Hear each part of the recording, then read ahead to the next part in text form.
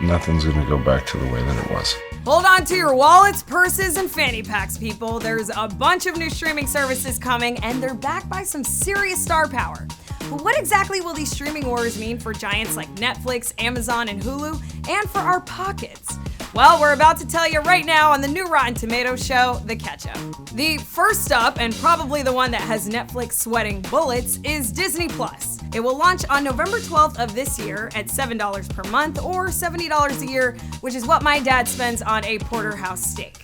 And if the price of a steak doesn't tickle your fancy, Disney just announced that Avengers Endgame will hit the service about a month after the launch to help entice new customers. Let's hope that deleted scene with the Avengers honoring Tony makes it in there too, because the movie was already 3 hours long. Why delete it? This is gonna work, Steve. I know it is. And on top of the highest grossing movie of all time, Disney Plus will eventually offer original series that includes Avengers spin-offs like The Falcon and the Winter Soldier, Hawkeye, Loki, and WandaVision, along with the Jon Favreau directed series The Mandalorian, set in the Star Wars universe. And I'm just wondering, does Jon Favreau get any sleep? I don't know what I would do without this job. The service will also feature a live-action Lady and the Tramp, Sister Act 3, a Monsters, Inc. spin-off series, and so much more. And let's not forget that with Disney's recent purchase of 21st Century Fox, movie franchises like Avatar, Deadpool, and X-Men, plus TV shows like The Simpsons, will be available right alongside the Marvel, Star Wars, and classic Disney animated options. Kind of feels like we've all won a Super Bowl. We're going to Disney World! Also joining in on the streaming fun this fall will be Apple TV+.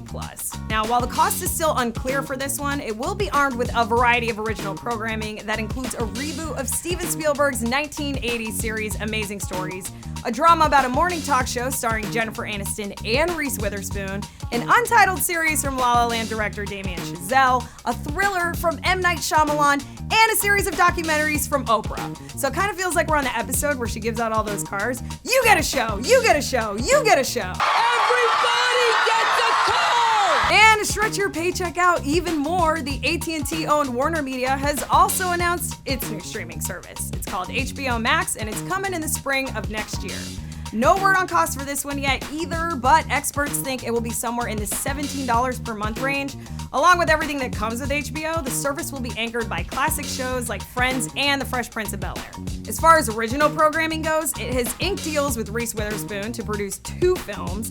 Anna Kendrick will star in and co-produce a 10-episode romantic comedy series. The 80s classic Gremlins will become an animated series. Kaylee Cuoco will star in an hour-long series based on the popular novel The Flight Attendant. Oh, and there's gonna be a Gossip Girl reboot because XOXO, why not? You couldn't ask for a better rebound. To go along with the subscription-based streaming services on the way are the free advertising-based services. So, joining the likes of the Roku channel, Sony Crackle, and the new IMDb TV will be NBC Universal's dip into the streaming world. The yet-to-be-named service is coming in April of next year and will lean heavily on acquired content to start. And more importantly, starting in 2021, it's where you'll need to go if you want a little Michael Scott in your life. They should just call the service Dunder Mifflin. Come on, man.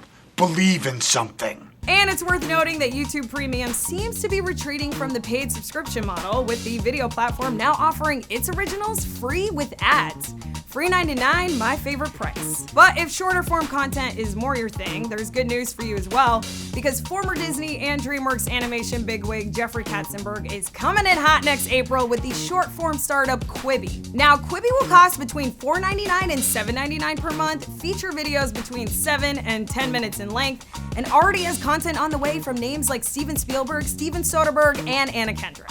So, what does this mean for the current big dogs like Netflix, Amazon, Hulu, and CBS All Access, you ask? Which all continue to roll out new star-powered content. Well, with Hulu and CBS plans starting at $6 a month, and Amazon Prime membership breaking down to $13 a month, Netflix recently raising its standard package to $12.99 per month, plus the wave of new services all coming our way, you're looking at somewhere around $75 a month for all of that combined. Now, I'm no mathematician, but compare that to the average of $50 per month that most people are paying for cable, and you're basically back at just more expensive cable. I'm gonna have to get a second job just to watch TV. Well, a new Hollywood Reporter morning consult poll found that Americans only want to pay $21 for all of their streaming services combined. And while that number seems oddly specific, it also means that people will most likely be picking and choosing just a couple services based on which stars, franchises, and classics that they like the most, and sending the rest downstream. Bye, Felicia. All right, it is time to kick it over to you guys now. Which new services are you most excited for? How will you decide which ones to get? Do you have a massive amount of anxiety now? And shouldn't The Office just be public domain? Let us know all your thoughts in the comments section and tell us what other stories you'd like to see us cover. And for all the latest streaming news, head on over to RottenTomatoes.com. Thanks for watching our new show, The Catch-Up, where we explore what the latest news for movies and TV means to you. As always, I'm Naz Perez, and I'll see you guys next time.